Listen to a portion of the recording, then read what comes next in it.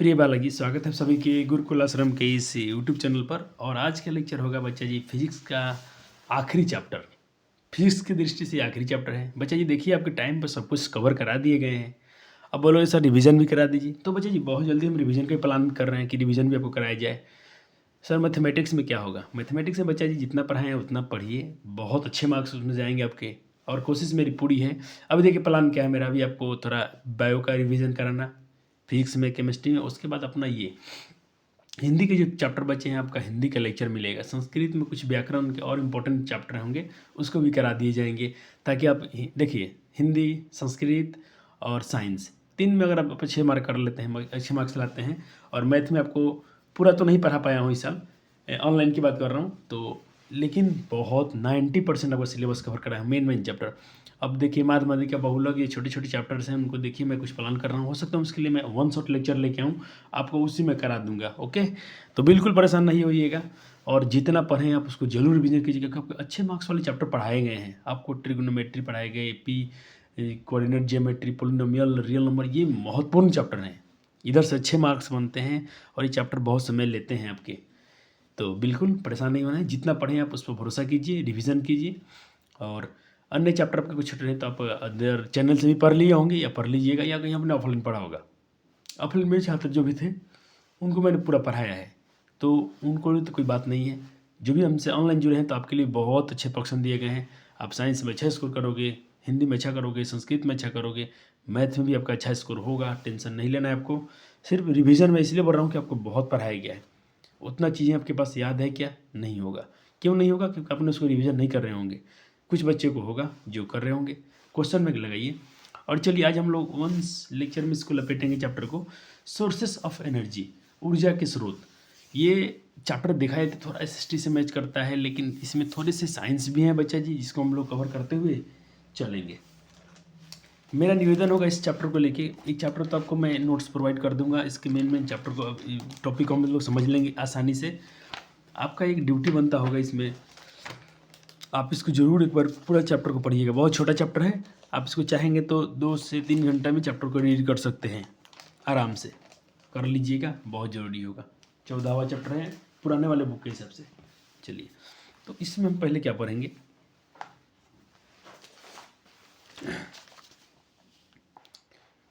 तो एक बार पहले मैं कैमरा सेटअप कर लूँ कि आपके कोई वर्ड कट ना जाए, आपके नोट्स पूरे सुंदर बने और अच्छे नोट्स बने।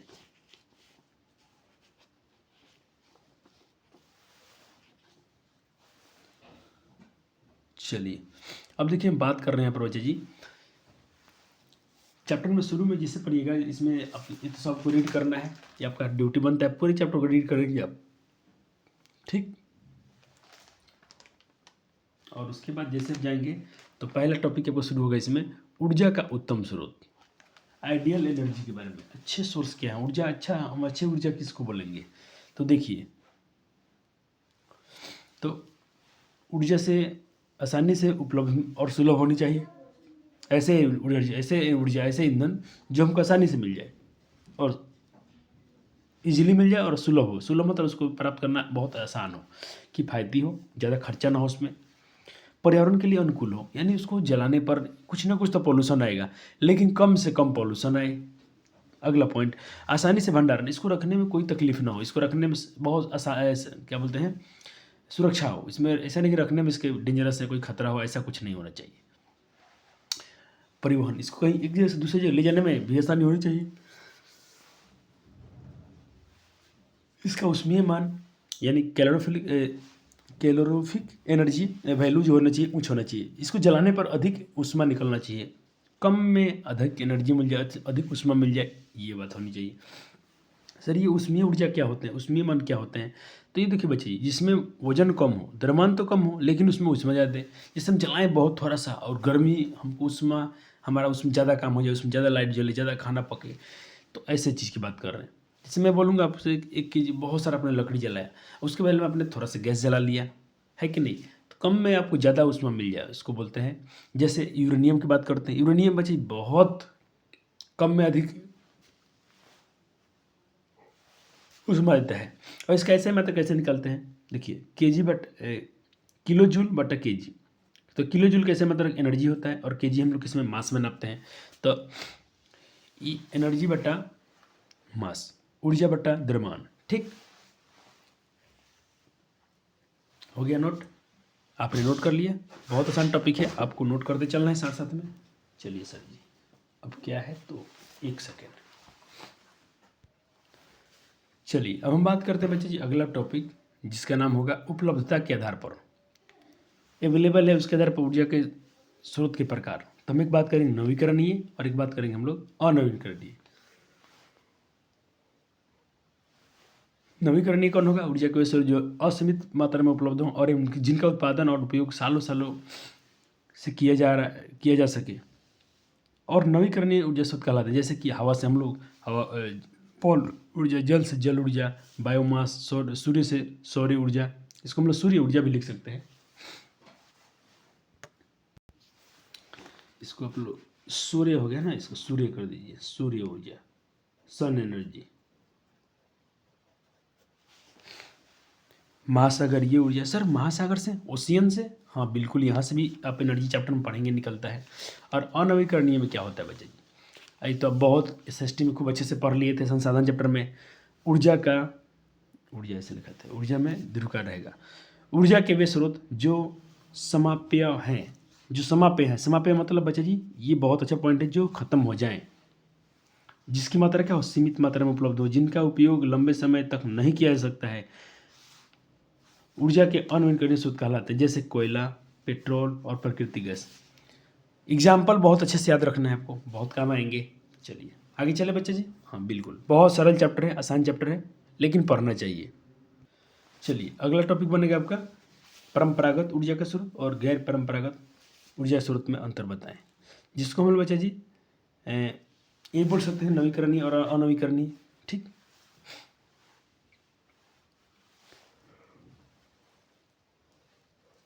चलिए तो परंपरागत स्रोत और इसमें क्या है, निम्नलिखित अंतर है।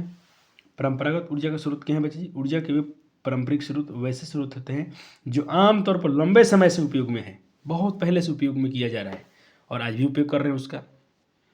और अपरंपरागत में यानी गैर परंपरागत में, तो ये कहते हैं कि ऊर्जा के गैर परंपरागत स्रोत क्या होते हैं, उन स्रोतों से को संदर्भित करते हैं, उन स्रोत को बच्चा जी डिनोट करते हैं जिनकी पहचान कुछ दशक पहले की गई थी, कुछ सालों, कुछ शतकों पहले, दशकों पहले की गई थी।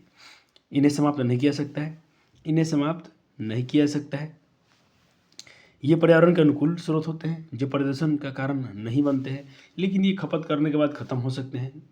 परंपरागत वाले ये बड़े पैमाने पर पर्यावरण को प्रदूषित करते हैं, जैसे कोयला वाला इसमें एग्जाम्पल में आते हैं। हो गया, चलिए नोट हो गया जी सर।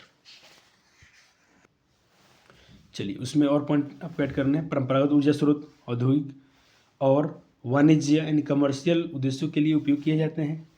ये जबकि ये गैर परंपरागत क्या होते हैं, ये प्रमुख रूप से घरेलू यानी घर में जो खाना बनाते हैं इसमें घरेलू में उपयोग किया जाता है।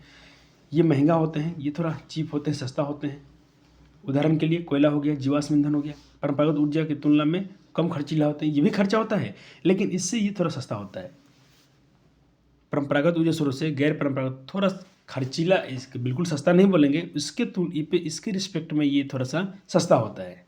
ओके, चलो प्यारे जी आगे चलते हैं। अब अगला टॉपिक आपका आएगा जीवाश्म ईंधन के बारे में, फॉसिल्स फ्यूल्स के बारे में। अब देखिए बच्चे जी, मैंने क्या बोला, मैं बोल रहा हूँ कि बच्चे जी मैं टॉपिक आपको थोड़ा जल्दी करते चल रहा हूँ, लेकिन आप तो प्यारे बच्चे हो, आपके लिए रिकॉर्ड कर रहा हूँ, या तो थोड़ा समय रोके। अगर एनसीईआरटी आपके पास नहीं है, बहुत सारे बच्चे एनसीईआरटी को उनको टीचर नहीं खरीदवाते हैं अपने, मैं बिहार की बातें कर रहा हूँ, और ज़्यादातर अपना भारती भवन ऐसा अदर पब्लिशर का बुक पढ़ा देते हैं बच्चे को, जबकि एनसीईआरटी बच्चे जी बहुत अच्छी बुक होती है, बशर्ते थोड़ा परिश्रम करना पड़ता है इसमें। इसके हर पॉइंट में एक क्वेश्चन होता है, एनसीईआरटी के हर एक लाइन में क्वेश्चन होता है। तो इसके लिए टीचर जो अपने गांव में जो थोड़ा कम बेसी परिश्रम करना चाहते हैं वो बच्चे को कुछ भी पढ़ा देते हैं, लेकिन अपना तो ऐसा नहीं है। सर जी पहले आपके सीखते हैं, मैं पहले सीख लेता हूँ फिर बच्चों को सिखाता हूँ।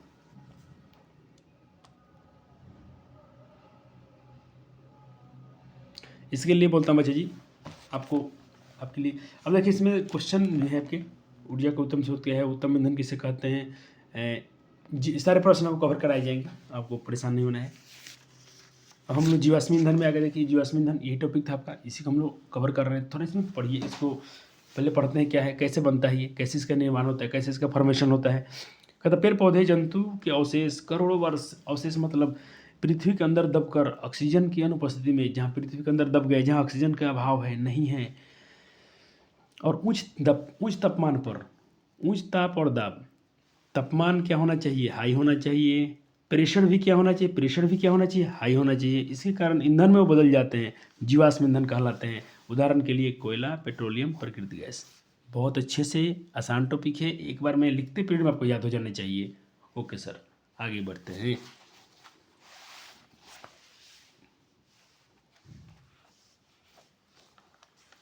चलो अब हमको पढ़ना है इसके जीवाश्म ईंधन के जलने से नुकसान। देखो अब तो भाई चलो इसके नुकसान क्या है ये भी जानना पड़ेगा हमको।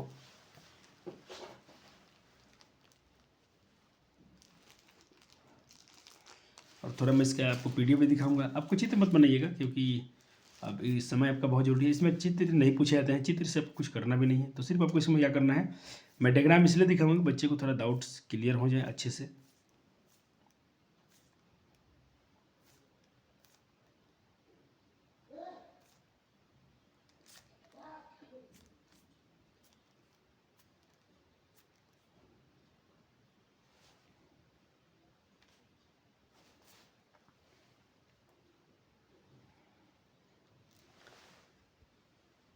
देखिए ये क्या है, फॉसिल फ्यूल, ठीक, आपने देखा होगा कोयला जलते हुए देखा होगा, ठीक है ना। ये कोयला है, क्या है, जीवाश्म ईंधन। बहुत बहुत सारी एग्जाम्पल हैं, आपको डायग्राम नहीं बनाने हैं, लेकिन इसके डिसएडवांटेज क्या है, इसके इसके हानियाँ क्या है, इसकी हानि क्या है। तो देखो इसकी हानि क्या है बच्चे जी, जीवाश्म ईंधन जलने पर SO2 और NO2 जैसी अम्लीय गैस पैदा करती है, ठीक सर।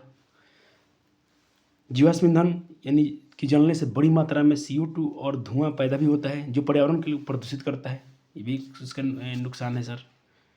कोयले के जलने से बहुत सारी राख निकलती है, ये भी एक इसका डिसएडवांटेज है। मैंने PDF से इसका चित्र दिखा दिया सर, बिल्कुल। एक ये भी लिख ले पॉइंट, जीवाश्म ईंधन के दहन से निकलने वाली गैसें ग्लोबल वार्मिंग में मुख्य। ग्लोबल वार्मिंग क्या है बच्चे, विश्व एक गैस गर्मी बनता है, विश्व में उष्मा बढ़ता है, गर्मी बढ़ता है, उसको बोलते ग्लोबल वार्मिंग बोलते हैं, उसमें भी इसका योगदान है। चलिए अगला पॉइंट है आपका कि अधिकांश ऊर्जा की आपूर्ति, जो भी हम ईंधन की आवश्यकता की पूर्ति करते हैं वो इस प्रकार हैं। जीवाश्म ईंधन वाले कोयला से होता है, पेट्रोल से होता है और नेचुरल गैस से होता है। तो कोल, पेट्रोलियम और नेचुरल गैस। ओके, अब सर कोयला भी 3 प्रकार का होता है, आपने पढ़ा था, पीट, लिग्नाइट, बिटुमेन, एंथ्रासाइट। सबसे अच्छा क्वालिटी कौन होता है कोयला का, ये तो SST में कितना बार पूछा गया है कि इनमें से कोयले का सबसे उच्चतम क्वालिटी कौन है, अच्छा कोयला कौन है, सर्वोत्तम कोयला कौन है, तो बताइएगा एंथ्रासाइट, क्योंकि उसमें 90% कार्बन होता है। लेकिन पीट सबसे घटिया होता है, पीट और लिग्नाइट घटिया होते हैं क्योंकि उनके पास 50 से 60% कार्बन होता है उसमें, ठीक है सर। तो कोयले का सर्वोत्तम क्वालिटी एंथ्रासाइट, और घटिया पूछे तो पीट बताइएगा। ओके, आगे चले सर। अब इसमें है अगला पॉइंट कि भारत में पीट तथा लिग्नाइट जैसे घटिया कोयला प्रचुर मात्रा में पाई जाती है, बहुत अधिक, सबसे अधिक हमारे पास जो कोयला है घटिया वाला ही है। सर्वोत्तम कोयले का प्रकार कौन है, एंथ्रासाइट है। सब पॉइंट इसमें नोट कर दिया हूँ ताकि अभी भी क्वेश्चन MCQ छूटे नहीं। चलिए अब हम बात करते हैं गैर परंपरागत ऊर्जा स्रोत, ठीक।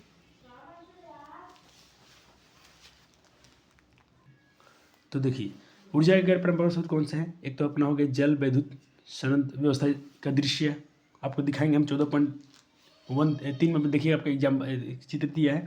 और पवन चक्की ऊर्जा, ये क्या है, अनवीकरणीय भी है, नवीकरणीय है, क्या है, अनवीकरणीय, यानी क्या है बच्चे जी, एक तो होता है नवीकरणीय, एक होता है अनवीकरणीय। तो ये हमारे पास गैर परंपरागत स्रोत, जो गैर परंपरागत जो बहुत पहले से आता हो, गैर परंपरागत हमने क्या पढ़ा, जो कुछ दशक पहले खोज हुई है, तो ये कुछ नए हैं। और ये क्या होते हैं बच्चा जी, ये होते हैं अनवीकरणीय, सॉरी ये होते हैं नवीकरणीय। गैर परंपरागत ऊर्जा स्रोत क्या होते हैं, ये नवीकरणीय भी होते हैं, इन्हें बार बार हम बच्चा जी यूज कर सकते हैं, बना सकते हैं, ठीक। तो एक तो अपना इसमें क्या है बच्चा, जल विद्युत संयंत्र, जिसका मैं आपको चित्र दिखाता हूँ, थोड़ा सा इसके बारे में लिख भी लीजिएगा, देखता हूँ है कि नहीं। चलो हाँ, चलो हो गया। अब थोड़ा सा ये वाला डायग्राम देखिए और इसका चित्र आपको बनाना ये देखिए। खाली जल विद्युत संयंत्र में ये वाला पॉइंट नोट कर लीजिए कि ऊर्जा का एक अन्य पारंपरिक स्रोत है जो स्रोत बहते पानी की गतिज ऊर्जा या ऊंचाई से गिरने पर पानी की संभावित ऊर्जा में, इसको बच्चे इसको यहाँ पर लिखना चाहिए गति, यहाँ पर स्थित ऊर्जा में। संभावित को क्या लिखिएगा, यहाँ पर सुधार लीजिएगा, इसको लिखिएगा स्थित ऊर्जा। क्या लिखिएगा, स्थित ऊर्जा। ये क्या करता है बच्चा जी, ये काइनेटिक एनर्जी को पोटेंशियल एनर्जी में बदलता है। जल विद्युत संयंत्र क्या करते हैं, काइनेटिक एनर्जी को पोटेंशियल एनर्जी में कन्वर्ट करते हैं। मैं एक बार लिख दूं क्या, चलो सर जी, ये क्या करते हैं जल विद्युत संयंत्र, ये करते हैं बच्चा जी काइनेटिक एनर्जी को, थोड़ा सा नीचे लिख लीजिएगा, काइनेटिक एनर्जी को ये बदलते हैं किसमें, पोटेंशियल एनर्जी में। यानी इसको मैं हिंदी लेता हूँ, ये जगह कम है, स्थित ऊर्जा में। किससे, स्थितिज ऊर्जा में। चलो अब अपने पवन ऊर्जा का भी कहीं ना कहीं चित्र देखा होगा, नाम सुना होगा। नहीं देखा है, नहीं सुना है तो हम दिखाते हैं। ये रहा, इसको पवन चक्की के भी नाम से बोला जाता है, तो इसको भी आप नोट कर लेंगे। विंड, चलो पवन ऊर्जा, ये सारे पॉइंट नोट कर लीजिए। ये क्या करता है, पवन ऊर्जा चक्कियों की तेजी से घूर्ने, उसके बिल्कुल हवा से नचता है। इसमें पंखे लगते हैं जो कठोर, और इसमें टरबाइन होता है जो उसमें जो टरबाइन नहीं चलता, जो टरबाइन उसमें क्या करता है बच्चे जी, एनर्जी बिजली पैदा कर लेता है। ये एकल पवन चक्की उत्पादन कम होता है, और इसलिए कई पवन चक्कियों को मिलाकर पवन एक से नहीं होगा तो बहुत सारे, देखो बहुत सारे लगाते हैं कि सबसे थोड़ा थोड़ा एनर्जी निकलेगा, बिजली विद्युत पैदा होगी, तो उसको हम लोग इकट्ठा ज़्यादा मात्रा में कर पाएंगे। आपके इनसेट में चित्र दिया है, इसको देख सकते हैं आप वहाँ से भी। चलो अब हमने जो अपनी जल विद्युत संयंत्र पढ़ा था, इसकी हानि क्या है।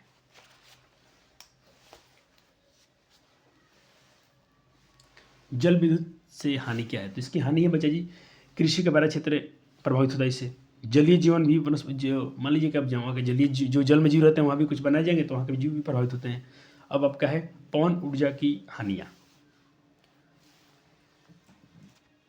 पहले तो इसके लाभ भी आपको देखने चाहिए, पवन ऊर्जा से लाभ क्या है।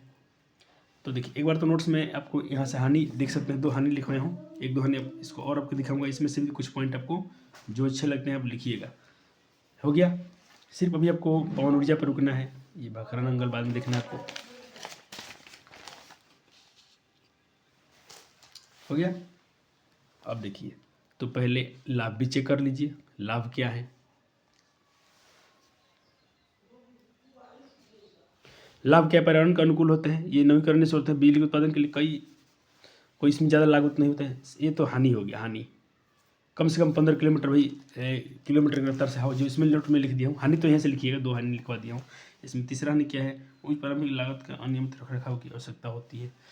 चलो 2 ही हानि लिखा हूँ, सर ने 2 ही लिखवाया था इंग्लिश मीडियम वाले में, तो हम इंग्लिश मीडियम से नोट्स बनाए हैं, ये हिंदी मीडियम वाला आपके चैनल से मैं PDF दिखा रहा हूँ। चलिए ये कुछ पॉइंट्स मैंने ऐड किया है, जल्दी इसको याद रखिएगा, आपकी बुक से ही किया हूँ। हो गया, और हो गया नथपा झकरी झील विद्युत परियोजना, यह हिमाचल प्रदेश के सतलज नदी पर बनी हुई है। हो गया, अब देखिए इसमें बच्चा जी आपके लिए बहुत महत्वपूर्ण पॉइंट के वाला है, ये पेपर में डायरेक्ट कई बार पूछा गया है कि इधर गया, अच्छा देखो, तो अब इनको जो बॉक्स दिए हैं जरूर पढ़ना। कई बार पूछा कि निम्नलिखित में पवनों का देश किसे कहते हैं, पवनों का देश, हवा का देश किसे कहते हैं, डेनमार्क को। ये एग्जाम में कितना बार पूछा गया, तो इसको आप जरूर पढ़िएगा, कितना ये बिजली पैदा करता है इसको देख लीजिएगा देश में। ये आपका ड्यूटी बनता है कि क्या आप जानते हैं, डू यू नो, ये आपको तो खुद से रीड करना है। अब मैं पहले से बोलते आऊँ NCERT की जो भी बॉक्स की लाइन है, जैसे ये वाला लाइन भी है, तो इसको भी आपको पढ़ना पड़ेगा। कहते इस प्रकार इस पर अपना विचार दीजिए, पढ़िएगा सारे पॉइंट्स को। अब जल विद्युत संयंत्र क्या है, यहाँ आपको टॉपिक पढ़ा दिया गया। आपको NCERT पढ़ना एक बार आपका बहुत बहुत जरूरी हो जाता है। चलिए देखो यहाँ पर लिखा हूँ नोट्स में कि NCERT बॉक्स में कंटेंट दिए गए हैं, अवश्य पढ़िएगा, एग्जाम के व्यू से बहुत महत्वपूर्ण होते हैं। तो ये बच्चे मैं लिख दिया हूँ। अब चलो जय मात्रा PDF से, जय मात्रा PDF से दिखाना है आपको। जय मात्रा क्या है,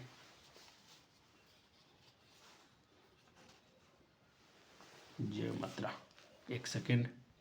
चलिए हम लोग बात करते हैं जैव मात्रा। जैव मात्रा में बायोगैस के बारे में बात करते हैं। बायोगैस क्या है बच्चे, इसके मैं बोला था आपको ये दिखाने के लिए, आपका इसका चित्र दिखना होगा। तो बायोगैस का, जिसे हम बायो एनर्जी बोलते हैं,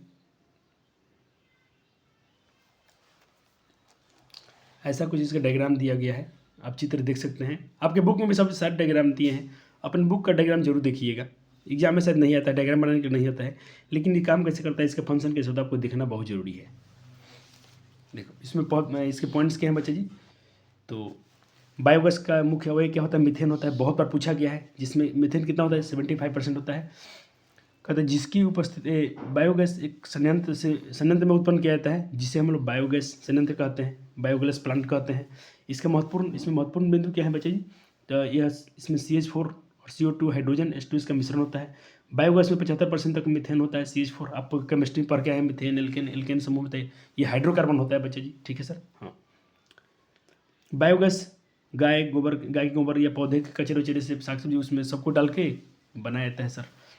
अपशिष्टों का अवायवीय अपघटन से उत्पन्न होता है ये, ठीक है। अगला point, alternative non conventional sources, यानी हम जिसको बोलते हैं जो नवीकरणीय हो। तो नवीकरणीय में बोले क्या पढ़ेंगे, सौर ऊर्जा के बारे में पढ़ेंगे, ठीक है, सौर ऊर्जा के बारे में पढ़ेंगे। अब देखिए, क्या आप जानते हैं, 280 पेज पढ़िए, तो जरूर पढ़िएगा। 280 में जो लिखा गया है, सौर ऊर्जा के बारे में लिख लीजिए। सौर ऊर्जा से निकलने वाली ऊर्जा को हम लोग सौर ऊर्जा कहते हैं। यह ऊर्जा उष्मा को प्रकाश में बदलती है। ये उष्मा ऊर्जा में प्रकाश ऊर्जा में प्राप्त होती है। जो सूर्य से ऊर्जा प्राप्त होती है, पर उष्मा और प्रकाश के रूप में हमें प्राप्त होती है। और सूर्य बच्चे जी अंतिम स्रोत है, हर जीव के लिए ऊर्जा का एक अंतिम स्रोत होता है सूर्य का प्रकाश। जरूर पढ़िएगा, आपके बुक में दिया है, मैंने इसलिए किया है कि आप जानते हैं, जरूर इनको पढ़िएगा।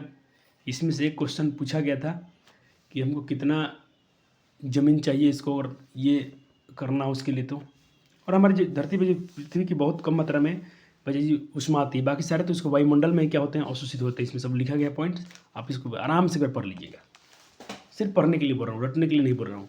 चलिए, सूर्य ऊर्जा का स्रोत है, इसे ऊर्जा का परम स्रोत भी कहा जाता है।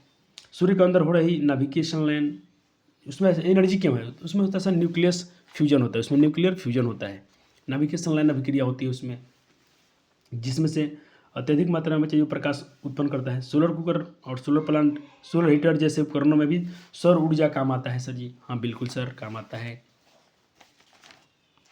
सर जी। फास्ट क्यों पढ़ाते हो सर, अभी एग्जाम पास में है, और इस टॉपिक में है क्या, आपको थ्योरी है, चैप्टर 2 से साइंस में रखा तो इसको हम पढ़ रहे हैं। चलो,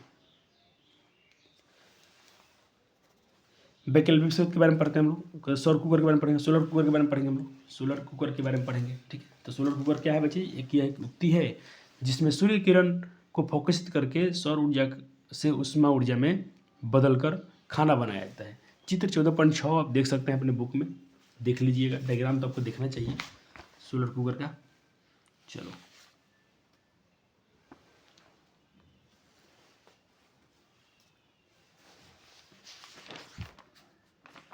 चलिए अब इसमें हम क्या पढ़ेंगे सर, अब इसके हम हाँ कट गया ये रहा, चलो सही है।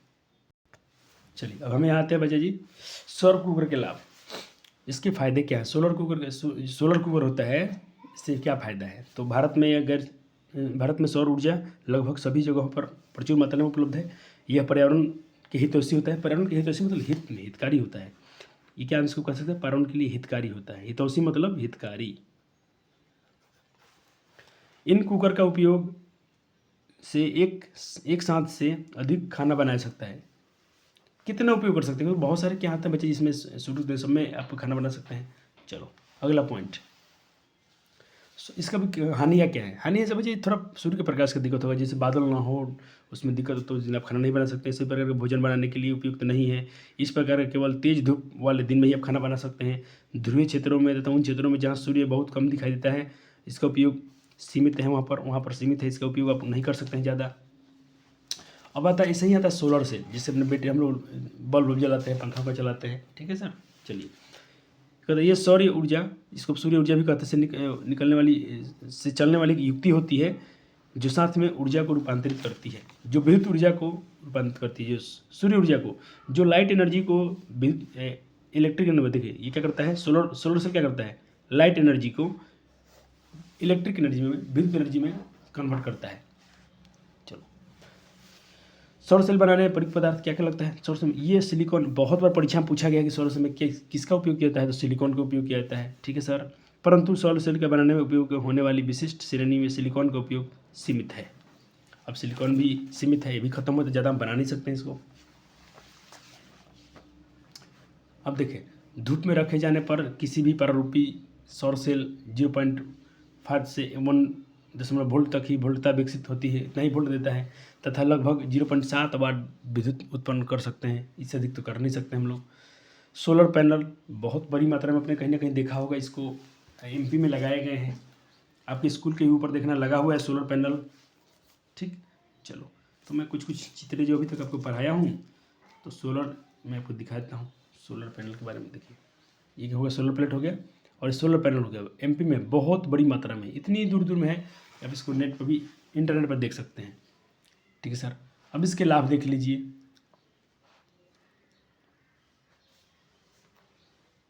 इसका उपयोग, लाभ, ठीक है सर, बहुत आसान टॉपिक है आपके लिए, कोई दिक्कत नहीं आएगा।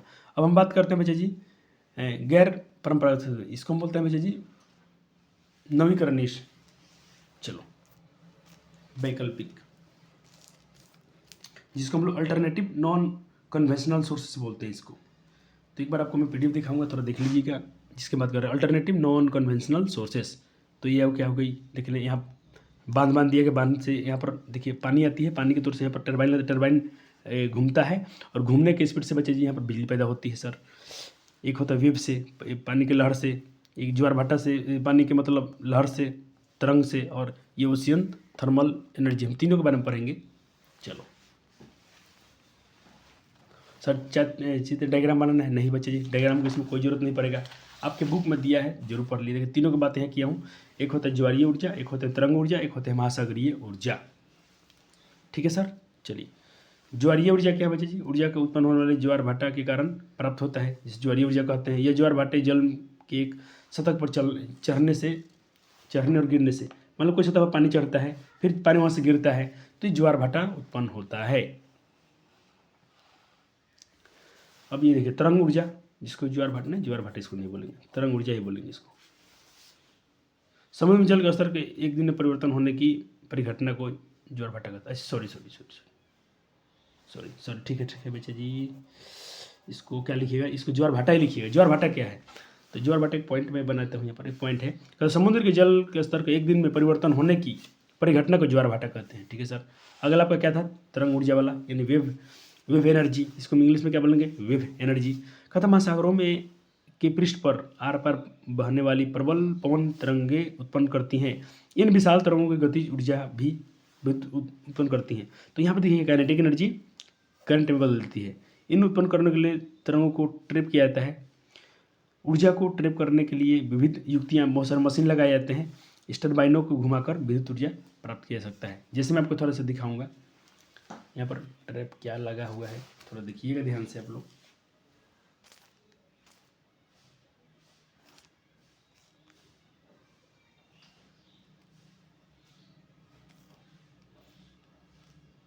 चलिए, इसमें तो नहीं दिया है। अब आप कहते हैं ओशियन,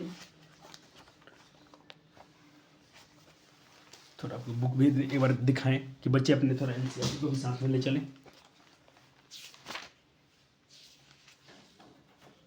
देखिए, आपने क्या पढ़ लिया, ज्वारीय ऊर्जा पढ़ लिया, आपने तरंग ऊर्जा पढ़ लिया, आपने महासागरीय ऊर्जा पढ़ते हैं। बहुत इसमें थोड़ी इसको जरूर पढ़िएगा, एनसीईआरटी की ही लाइन आपको पढ़ना है, इसमें आराम से पढ़ना है, इसी से काम आपका हो जाएगा। उसके बाद हम पढ़ेंगे जियोथर्मिक एनर्जी। ठीक है सर, चलो पढ़ लीजिएगा इसको, ऐसे अपने लिए नोट्स बना दिए गए हैं। कहते ये क्या करता है बच्चे जी, ये रूपांतरण विद्युत ऊर्जा संयंत्र यानी ओशियन, ये क्या है बच्चे जी, महासागरीय विद्युत संयंत्र है। कहता है कि ये रूपांतरण विद्युत संयंत्र यानी ओशियन थर्मल कन्वर्जन प्लांट या OTEC विद्युत संयंत्र समुद्र के सतह से पानी आमतौर पर गहरे के बीच में, देखो इसको कैसे कहता है, देखो समुद्र में गहराई है, और गहराई में देखिए पानी में बोलता हूँ कि मान लीजिए थोड़ा पानी के ऊपर गहरा है, इसे थोड़ा ये नीचे है, ये मैं समझ रहा मैं क्या पढ़ रहा हूँ, ये पानी का थोड़ा ऊपर हिस्सा है, ये पानी और नीचे है। अच्छा बताओ जी, इसके और इसके बीच में थोड़ा सा तापमान में अंतर होगा कि नहीं होगा, होगा ना। उसी अंतर को यूज किया जाता है बच्चा जी। जिसे कहता है कि उसके पानी के बीच में 20 डिग्री सेल्सियस की या अधिक तापमान के बीच में अंतर की आवश्यकता होती है। उसी से बच्चा जी ये कहीं कहीं पर है, फायदेमंद है, कहीं किसी देश के लिए ऐसा वहाँ पर सिचुएशन है तो वहाँ से भी बिजली प्राप्त की जाती है थोड़ा कठिन, लेकिन जहाँ पर ऐसा है वहाँ पर किया जाता है। पानी के बीच में NH3 या CFC गैस जैसे तरल पदार्थों को उबालने के लिए किया जाता है। तरल को उच्च दाब वाले वाष्प में उबालने से बनता है। इसका उपयोग अब तक जनरेटर से टरबाइन घुमाने और बिजली का उत्पादन करने के लिए किया जाता है। अब है बच्चा ये भूतापीय ऊर्जा, आपकी बुक में देखा आपने भूतापीय ऊर्जा। एक बार मैं फिर से कर देता हूँ ताकि प्यारे बच्चे, मेरे अच्छे बच्चे हैं, एक बार थोड़ा सा NCERT रीड कर लेंगे साथ साथ में। ये भूतापीय ऊर्जा के बारे में पढ़ने जा रहे हैं। हो गया, चलो सर, बहुत अच्छे हैं सर। बच्चे को बुक खोलने की जरूरत नहीं पड़ रही है सर जी, बुक रिकॉर्ड कर रहे हैं, बच्चे उसको पढ़ भी रहे होंगे। जियोथर्मल एनर्जी कहते देखो, तो पृथ्वी की संरचना के 3 परत होती है। आपने पढ़ा था भूपर पट्टी और क्या था अपने उसके बाद क्या था मेंटल और कोर, ये 3 परत है। अब देखिए भूतापीय ऊर्जा क्या है, जब भूमिगत जल तप्त स्थलों के संपर्क में आता है तो भाप उत्पन्न करते हैं।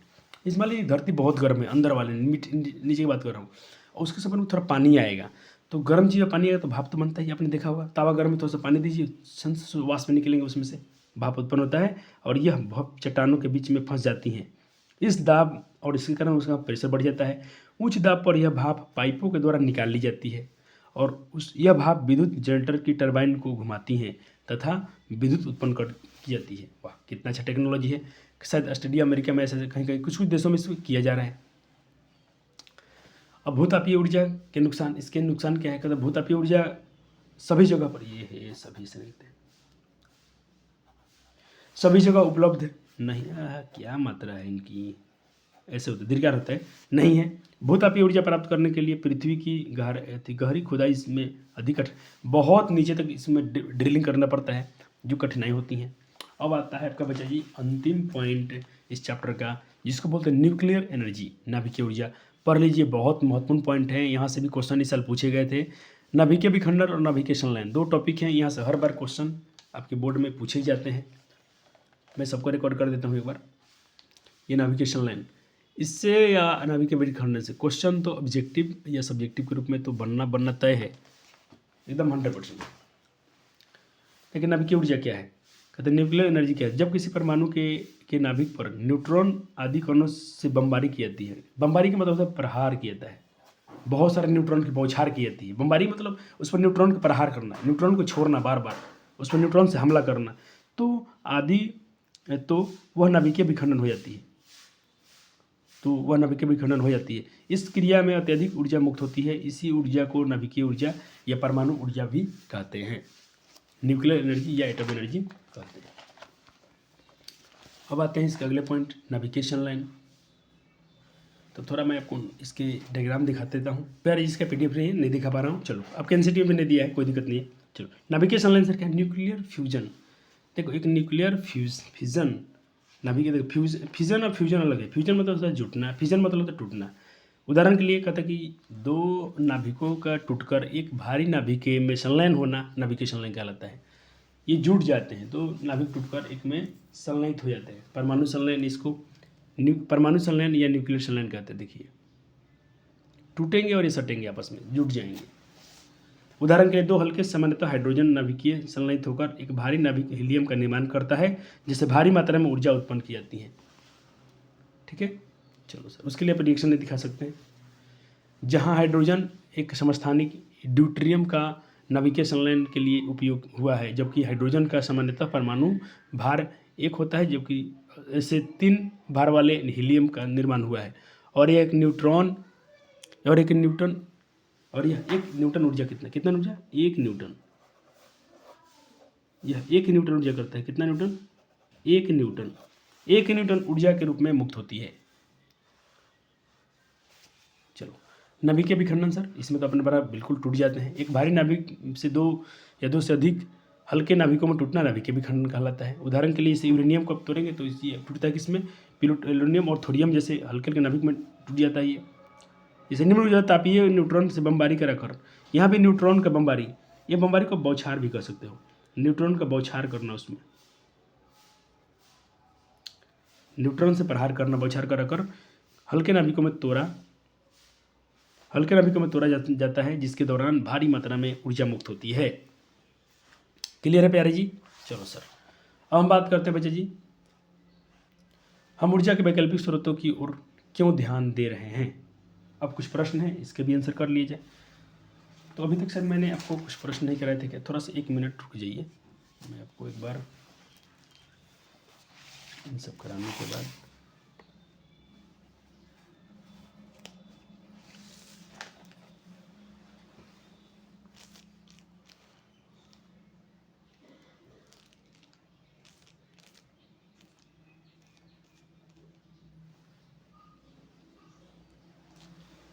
तो देखिए, अब इसमें प्रश्न है, ऐसे तो मैं करा दिया हूँ, तो देख लेना बच्चा जी, आप नोट्स में से लिख ले, जैसे ये हिंदी माध्यम वाला से किया गया है, लेकिन आपको ये करा दिया गया। ऊर्जा को उत्तम स्रोत किसे कहते हैं, मैं वहाँ से लिखवाया हूँ, वहाँ से लिख लीजिएगा, या थोड़ा मिला लें, कोई फर्क नहीं पड़ेगा, सेम चीज़ है। दूसरा प्रश्न, उत्तम ईंधन किसे कहते हैं, तो ये नोट कर लीजिएगा। एक बार रिकॉर्ड करता हूँ बच्चे, आप नोट्स बना लेंगे, प्रश्न आंसर का है ये।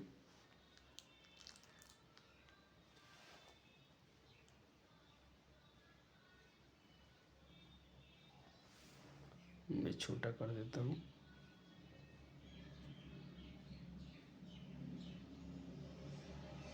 चलो, हो गया। अब देखो अगला प्रश्न है, यदि आप भोजन गर्म करते हैं किस उपयोग कर सकते हैं, तो उसका क्या क्या है। तो ये कुछ उसके आंसर रहे थे। जीवाश्म ईंधन की क्या हानियाँ हैं, तो हानि आपको लिखवा दिया गया है, नोट्स में आप लिख लें, सबसे बेहतर होगा। यहाँ से पढ़ लें, नोट्स में से आंसर लिख लेंगे तो अच्छा है, या आप यहाँ से भी लिख सकते हैं, कोई समस्या नहीं है।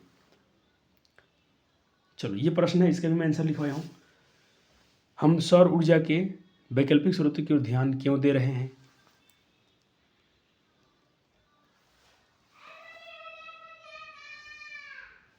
हो गया। चलो, अगला प्रश्न है बच्चे जी, कि हमारी सुविधा के लिए पवन तथा जल के परंपरागत ऊर्जा के सुधार क्यों किए गए हैं।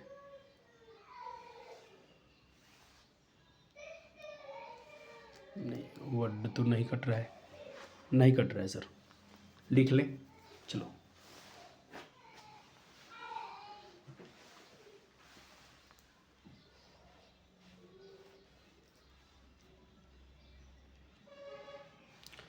अगला प्रश्न है आपके पास बच्चे जी, कि सौर कुकर के लिए कौन सा दर्पण, अरे भैया अवतल दर्पण लगता है इसमें, ये अच्छा क्वेश्चन है, ऑब्जेक्टिव की दृष्टि से आप देख लीजिएगा, महत्वपूर्ण सवाल है ये। चलो, चलिए अगला प्रश्न है आपके पास, कि महासागरों से प्राप्त हो सकने वाली ऊर्जाओं की सीमाएं क्या है, इसकी क्या क्या दिक्कत है इसे। चलिए, अगला सवाल है, क्या कारण है कुछ पदार्थों को निम्नकरणीय और कुछ को अनिम्नकरणीय पदार्थ। नहीं, सॉरी बच्चा जी, जो क्वेश्चन दिखा दिया वो इन्वायरमेंट का था, वो करा दिया गया था। चलो, ये देखिए, भूतापीय ऊर्जा का क्या होती है, तो इसको करा दिया, नोट्स में से लिखिए, बेहतर होगा। भूतापीय ऊर्जा क्या है, नोट्स में से लिखिए, सबसे बेहतर होगा, क्योंकि आपके एनसीईआरटी के प्रश्न है, तो आपको पढ़ना तो जरूरी है भाई। एक बार तो एनसीईआरटी मॉन्सूर कराएंगे, भूतापीय ऊर्जा। चलिए, ये रहा, नोट्स में सेंसर लिख लें, अच्छा रहेगा। लिख लिए अपने सर? हाँ सर, लिख लिए। चलिए, अगला प्रश्न आपके पास, कि नाभिकीय ऊर्जा का महत्व क्या है, लिखें। तो ये नाभिकीय ऊर्जा का महत्व देख लीजिए, न्यूक्लियर एनर्जी की क्या इंपॉर्टेंस है, और ये तीसरा महत्व और ये चौथा महत्व। अगला सवाल है कि बच्चे जी, कोई ऊर्जा स्रोत प्रदूषण मुक्त हो सकता है अथवा नहीं, क्यों। हो गया सर जी, कर लें जल्दी जल्दी, ये आपके एनसीईआरटी के प्रश्न है, तो जरूरी बनता है, एक बात तो कराना ही चाहिए बच्चे को। चलो, अगला प्रश्न, रॉकेट ईंधनों में हाइड्रोजन का उपयोग किया जाता है, क्या आप इससे सीएनजी की तुलना में अधिक स्वच्छ ईंधन मानते हैं, क्यों अथवा क्यों नहीं। तो देखो, हाँ, सीएनजी की तुलना में स्वच्छ ईंधन है, हाइड्रोजन दहन से केवल जल उत्पन्न होता है, जबकि सीएनजी से बचे तो वही CO2 निकलेगा, ये इसके लिए अच्छा पॉइंट हो गया। ऐसे दो ऊर्जा के स्रोतों के नाम लिखिए जिसे आप नवीकरणीय मानते हैं, आपके चयन तर्क दीजिए, तो ये आपको अपने हिसाब से लिखना है, तो ये रहा आपका आंसर। चलिए, ऐसे दो ऊर्जा स्रोतों के नाम लिखिए जिन्हें आप समाप्य मानते हैं, समाप्य मतलब जो खत्म हो जाएंगे, और अपना तर्क दीजिए। तो अपने बहुत जानते हैं कि जीवाश्म ईंधन तो भाई खत्म हो जाएंगे, अपाठ से हल जो ये दिया है, तो क्वेश्चन ये इंपॉर्टेंट है, बहुत बार पूछा है। गर्म जल प्राप्त करने के लिए हम जल तापों का उपयोग किस दिन करते हैं, धूप वाले दिन, बादल वाले दिन, गर्म दिन, या तो भाई किस दिन नहीं कर सकते हैं? तो भाई आप जिस दिन बादल होगा उस दिन आप ये सोलर प्लेट नहीं चला सकते हैं आप लोग। तो ऑप्शन ए सही हो गया। ये एमसीक्यू आपके बुक वाले। निम्न में जय मात्रा ऊर्जा स्रोत का उदाहरण नहीं है। तो भाई ये क्वेश्चन खूब पूछा गया है, बहुत। जितने देखें, मैं क्या बोल रहा हूँ भैया जी, जितने आपके बुक वाले क्वेश्चन हैं, पहले तो आपको एनसीईआरटी से जरूर बच्चे को ध्यान देना चाहिए। कितने क्वेश्चन दिए हैं? 1 2 3, 3 ही ऑब्जेक्टिव दिया है, तीनों, और एक शायद, हाँ 3 ही दिया है, बाकी तो सब सब्जेक्टिव क्वेश्चन है। नाभिकीय ऊर्जा, तीनों बहुत महत्वपूर्ण है। जितने ऊर्जा स्रोत हम उपयोग में लाते हैं उनमें से अधिकांश सौर ऊर्जा को निरूपित करते हैं। निम्नलिखित में कौन सा ऊर्जा का अंततः सौर ऊर्जा से व्युत्पन्न नहीं है? सौर ऊर्जा से व्युत्पन्न नहीं है। तो ये भी क्वेश्चन पूछा गया है 2023 में, शायद 2023 में पूछा गया है। तो न्यूक्लियर एनर्जी। चलिए अब क्वेश्चन आ रहे हैं आपसे बुक वाले। ऊर्जा के स्रोत जीवाश्म ईंधन के तथा सूर्य में अंतर कीजिए, क्या अंतर है बताइए। तो बिल्कुल आप आंसर आप सीधे से लिख सकते हैं। अपने बिल्कुल आसान प्रश्न चैप्टर था ये, इसमें ज़्यादा कुछ साइंस आपका था नहीं। जय मात्रा तथा ऊर्जा के स्रोत में जल विद्युत की तुलना में हम क्या अंतर है लिखिए। इसको भी आप लिख के आइएगा। ये जय मात्रा यानी बायोमास और हाइड्रो इलेक्ट्रिसिटी के बारे में आप लिख के आइएगा। ओके सर, बिल्कुल। छठे प्रश्न, निम्नलिखित में से हम ऊर्जा का निष्कर्षित करने की सीमाएं लिखिए। इसकी मतलब सीमा क्या है? तो कमियाँ तो आपको नोट्स में पढ़ा दिया गया है। पवन ऊर्जा कमी पढ़ा दिया गया है, ठीक से पढ़ लिया। आप नोट्स में से लिख लीजिएगा। तरंग ऊर्जा की सीमाएं क्या है, ये देख लीजिए। ज्वार भाटा की सीमाएं क्या है, इसको भी देख लीजिए। सीमाएं सबका पढ़ा दिया गया, पूरे चैप्टर पढ़ाए गए हैं आपको। लेकिन इसलिए से करते हैं कि बच्चे बाद में ये ना बोले सर हमको आंसर नहीं कराएगा। ऊर्जा स्रोत का वर्गीकरण निम्नलिखित वर्गों के आधार पर करेंगे आप। किस आधार पर करेंगे आप? नवीकरणीय में, समाप्य और अक्षय में, तथा तथा क्या होता है बच्चे जी?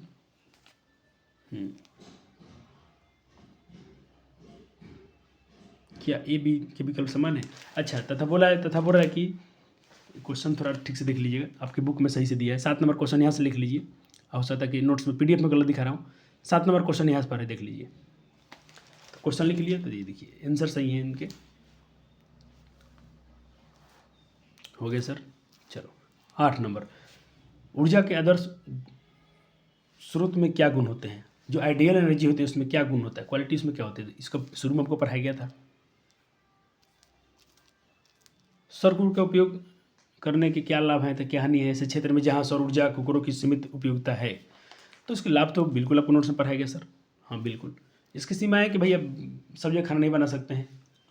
खराब मौसम में बिल्कुल आप उस दिन आपको भूखे रहना पड़ेगा, क्योंकि जब सूर्य भगवान निकलेंगे ही नहीं। जैसे आजकल का मौसम देखिए कितना, आज जो मकर संक्रांति है, आज कितना है, 15 जनवरी है, और क्या दिन है। अभी तक नहाने की इच्छा नहीं कर रही, थोड़ा लेट नहाएंगे। अभी सुबह का समय है, बच्चे अभी ऊपर पढ़ रहे हैं, उनके लिए क्लास रिकॉर्डेड की जा रही है। तो सर बच्चों के लिए बहुत मेहनत करते हैं, ऑफलाइन बच्चे पढ़ ही रहे हैं, फिर से उनके लिए क्लास रिकॉर्ड की जा रही है। चलो, ऊर्जा खपत करने के उपाय ये थे आपके पूरा एनसीईआरटी वन शॉट। अब क्या होगा सर? अब होगा बच्चों के लिए कुछ हम प्रश्न आंसर करवाएंगे। कैसे? ऑब्जेक्टिव तौर पे कराएंगे, जरूरी है।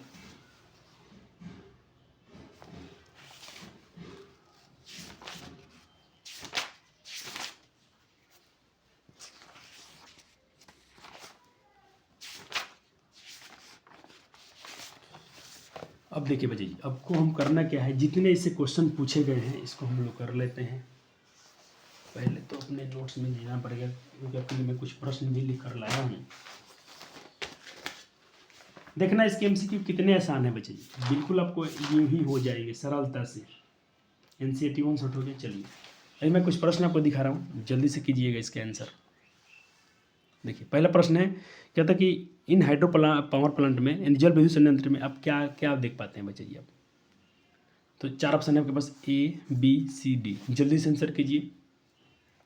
तो जिन जिन बच्चों ने इसका आंसर सोचा होगा, ए बिल्कुल सही है, क्योंकि ये क्या होता है, संग्रहित जल में मौजूद, ये क्या करता है, स्थित ऊर्जा स्थित ऊर्जा को इसमें क्या करता है बच्चे जी, ये पोटेंशियल एनर्जी को इलेक्ट्रिक एनर्जी में चेंज करता है। ठीक है सर, तो ऑप्शन ए इसका हो जाएगा सही। अब है एक सही कथन चुनिए। सूर्य ऊर्जा का अक्षय स्रोत है, लिखा सकते हैं। पृथ्वी के अंदर, कहता पृथ्वी के अंदर जीवाश्म ईंधन का अंतर अनंत भंडार है, नहीं भाई अनंत तो नहीं है। जल का पवन ऊर्जा में संयंत्र गैर प्रदूषणकारी है, स्रोत है, नहीं गैर प्रदूषणकारी स्रोत नहीं है बच्चे जी। परमाणु ऊर्जा संयंत्र से निकलने वाले कचरे का आसानी से निपटान हो कैसे? नहीं भाई, नहीं कर सकते आसानी से, तो आप नहीं कर सकते हो, तो इसका आंसर यही हो जाएगा। सूर्य ऊर्जा का अच्छा स्रोत है, इसको बिल्कुल हम मान सकते हैं कि अनलिमिटेड है। अगला प्रश्न 3 नंबर कि पृथ्वी पर ऊर्जा का मुख्य स्रोत कौन है? अरे भाई, मुख्य स्रोत पूछिए, परम स्रोत पूछिए, तो आप सूर्य को ही टिक कीजिएगा। तो 3 प्रश्न यहाँ से करें सर, 3 ही ऑब्जेक्टिव। अरे प्यारे जी, थोड़ा तो सब्र करो, नहीं सुनते उनका डायलॉग भाऊजी का, सब्र करो सब्र करो, सब्र का फल मीठा होता है। अब बच्चे खामोखाम परेशान हैं। ऊर्जा के स्रोत, तो आपसे क्वेश्चन कराने हैं मुझे कौन कौन से, टारगेट के 1 से लेकर पहले तो कराने हैं 6 तक। चलो, तो अब हो जाइए तैयार अपने दिमाग का यूज करने के लिए।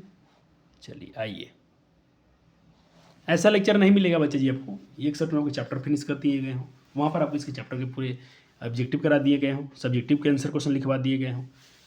थोड़ा आपको समय लग जाएगा क्योंकि लेक्चर थोड़ा तेज बनाया गया है। तो गर्म जल प्राप्त करने के लिए किसका उपयोग नहीं कर सकते? तो भाई इसका क्वेश्चन हो चुका है शायद आपके एनसीईआरटी से था, बादलों वाले दिन। बिल्कुल,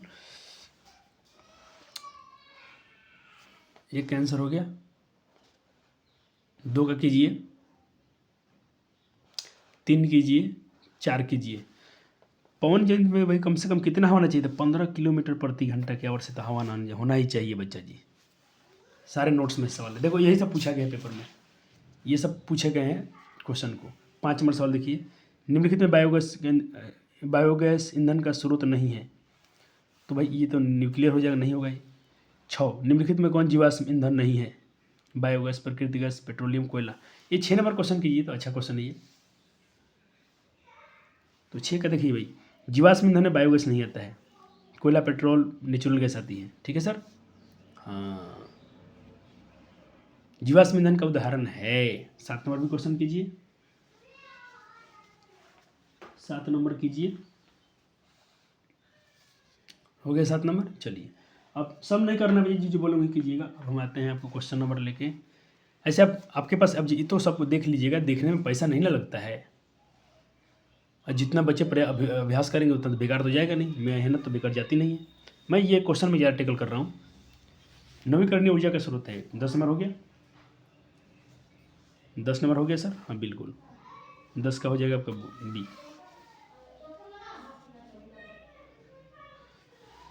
दस के बाद आपको करना है 11, 12, 11 भी कर लीजिए, 12 भी कर लीजिए। चलिए, उसके बाद हम चलते हैं जी 18, 19। आइए, अब ऐसे अब सारे क्वेश्चन को देखने में कोई हर्ज नहीं है, देख लीजिएगा, कोई दिक्कत नहीं है। अरे भाई 13 कैसे मैं छोड़ दिया? 13, इतना अच्छा क्वेश्चन कैसे हम छोड़ के जा रहे हैं? 13, ये सारे क्वेश्चन देख लीजिए एक बार, और मेरा पर्पस होगा जो पूछा है उस पर ज़्यादा ध्यान दीजिएगा। 18 भी कर लीजिएगा। ये क्वेश्चन तो बहुत इंपॉर्टेंट है, भले पता नहीं क्यों नहीं दिखा रहा। पवनों का देश किसे कहते हैं? शायद ये हिस्ट्री में बहुत पूछता है, डेनमार्क को कहा जाता है बच्चे जी। सारे क्वेश्चन का आंसर कर लीजिएगा जितने इसमें दिख रहे हैं। और ना लिखना चाहे तो बच्चे जी, आप जिनके पास ये ऑब्जेक्टिव है ना लिखना चाहें तो आप वहाँ पे अपने अभ्यास कर लीजिएगा। ठीक है, मैं पूरा रिकॉर्ड कर देता हूँ। ये क्वेश्चन भी अच्छा है बच्चे जी, ये भी क्वेश्चन है, इसका आंसर क्या हो जाएगा? 2 हो जाएगा। देखो खूब पूछा है, सौर सेल बनाने में किसका उपयोग किया था? तो ये सिलिकॉन का किया था। कितना पूछता है सवाल को। अपने OTC पढ़ा था समुद्री जल में, इसमें कितना डिग्री के सेल्सियस भाई 2 किलोमीटर में जल गहराई तापमान कितना अंतर होना चाहिए? तो शायद 20 डिग्री था ना आपके नोट्स में। 27 का एक बार आंसर चेक कर लेता हूँ, बिल्कुल सही दिया है, सी होना चाहिए। सारे प्रश्न का अभ्यास कर लीजिए अपने, जिनके पास ये नहीं है कर लें। 31 भी कर लीजिएगा, आखिरी चैप्टर है फिजिक्स का, तो क्यों इसको नाराज़ कीजिएगा। और ये कुछ एक्स्ट्रा क्वेश्चन भी है, थोड़ा देख लीजिएगा, अगर आपके नोट्स में है तो हैं। आप तो इसको जरूर करना है जो पूछा है, जैसे 36 हो गया, 37 हो गया, 38 हो गया, 39 हो गया, ये सारे क्वेश्चन पूछे गए इधर से। अब इधर के सारे क्वेश्चन महत्वपूर्ण हैं, देखो सब पूछा गया है।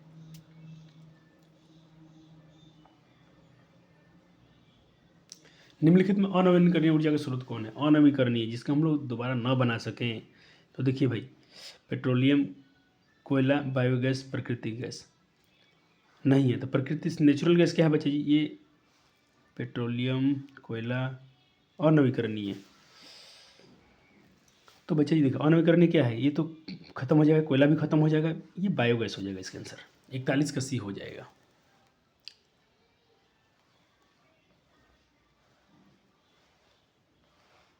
हो गया 47 चलिए 48 देखते हैं, सारे क्वेश्चन पूछे गए हैं। 49 50 ये भी सब सारे क्वेश्चन को देखिएगा। हाँ इसका देखिए, इसमें एक आंसर गलत दिया है, मैं सही कर रहा हूँ। देखिए एक तो होता है बच्ची, इसका तो हो जाएगा नेविगेशन, इसका हो जाएगा नेविगेशन लाइन। इसमें क्या दे दिया है 52 का आंसर शायद गलत दिया है, 52 का डी दिया है, डी नहीं होगा बी होगा, 52 का आंसर डी होगा। तो ये डाउट था तो मैंने इसको सही कर दिया। इसी से आंसर मत याद कर लीजिएगा, जहाँ डाउट होगा कमेंट कर लेना या गूगल जरूर कर लीजिएगा बच्चे, ये अपने एनसीईआरटी में देख लेना, आपको मिल जाएगा। कुछ डाउट हो तो गूगल जरूर कर लेना है, इससे आंसर आपको याद नहीं करने हैं। इसके प्रश्न अच्छे हैं, प्रश्न का अभ्यास कीजिए, कोई मुझे आपत्ति नहीं है। कोई बच्चा डायरेक्ट इसके आंसर याद करेगा, मुझे अच्छा नहीं फील होगा। चलो हो गया। इस तरह से बच्चे जी 62 प्रश्न दिए गए थे, तो लगभग आपको हद से ज़्यादा तो पढ़ाई जाता है। अब बच्चे जी देखिए क्या होगा, अगर कुछ इसके अतिरिक्त प्रश्न हैं तो लेक्चर तो रिकॉर्डेड है, इसको मैं एडिट कर नहीं सकता हूँ। तो मैं क्या करूँगा, अपने यूट्यूब चैनल पर जाइएगा, मैं कम्युनिटी पोस्ट में आपके लिए बहुत सारे प्रश्न को डाल रहा हूँ, या मैं उन बच्चों से बोलता हूँ कि अगर आप टेलीग्राम चलाते हैं, मैं थोड़ा अपने दिखा दूँ चैनल के बारे में। तो आप टेलीग्राम पर जाइएगा और लिंक मैं डाल दिया हूँ अपने यहाँ पर, ये रहा। तो आपको ये पता है कि सर्च क्या करना होता है, सर्च करना होता है आपको गूगल पर, सिर्फ इतना लिखिएगा यूट्यूब पर जाकर GKUL GKUL, ये अपना चैनल आएगा। चैनल पर जाइएगा तो आपको देखिए यहाँ पर, देखिए यहाँ पर ये लिंक है टेलीग्राम का। सॉरी सर्दी हो गया था। इसमें जाइएगा, अब देखिए तो चैनल पर जाते हैं तो ये खुल जाता है। कम्युनिटी पोस्ट में जाइएगा तो आपको देखिए प्रश्न मिल जाते हैं सब, इन प्रश्नों को आपको करना चाहिए। देखो 92 बच्चों ने इसमें पार्टिसिपेट किया है, अच्छा लगा मुझे कि 92 बच्चे आए हैं मेरे क्वेश्चन का आंसर करने के लिए। 62 बच्चे, ये क्वेश्चन थोड़ा गलत हो गया था हमसे, स्वागतम में प्रत्यय नहीं है, उपसर्ग पूछना चाहिए था कि स्वागतम में कौन सा उपसर्ग है। तो बच्चे ने तो आंसर सही किए हैं, लेकिन मुझे टाइपिंग में गलती हो गया, प्रत्यय नहीं उपसर्ग लिखना चाहिए था। तो इस प्रश्न का आंसर दीजिएगा। टेलीग्राम में जाने से आपको क्या फ़ायदा होगा, देखिए जैसे मैं कहता हूँ टेलीग्राम में जाइएगा, तो टेलीग्राम में जाते हैं तो देखिए डायरेक्ट आपको कोचिंग के लिंक पर ले जाएगा। वो एक बार करके देख लेता हूँ।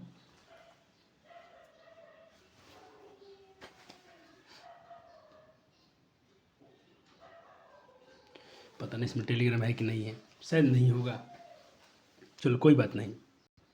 मैं अपने प्यारे बच्चों को लास्ट में ये ज़रूर बोलूँगा कि मेरे प्यारे बच्चे धन्यवाद।